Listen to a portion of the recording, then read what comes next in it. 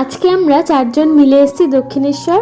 সায়নের ফ্রেন্ড, মানে এই ফ্রেন্ডটার আজকে জন্মদিন। আর এখন তো পৌষ মাস, গিয়ে দেখছি প্রচন্ড ভিড়। লাইন তো অনেকটাই পড়েছিল, কিন্তু তাড়াতাড়ি এগোচ্ছিল, খুব ভালো মতো পুজো দিয়ে দিয়েছি।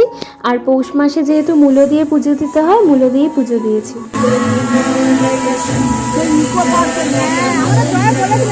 পুজো দিয়ে বেরিয়ে দেখলাম একটা নতুন জিনিস, ইকো পার্কের মতো দক্ষিণেশ্বরেও এবার ওয়াটার শো চালু হয়েছে। ওখান থেকে আমাদের প্ল্যান হয়েছিল যে আমরা ব্যারাকপুরে যাব, ব্যারাকপুরে দাদা বৌদিতে খাওয়া দাওয়ার ছিল।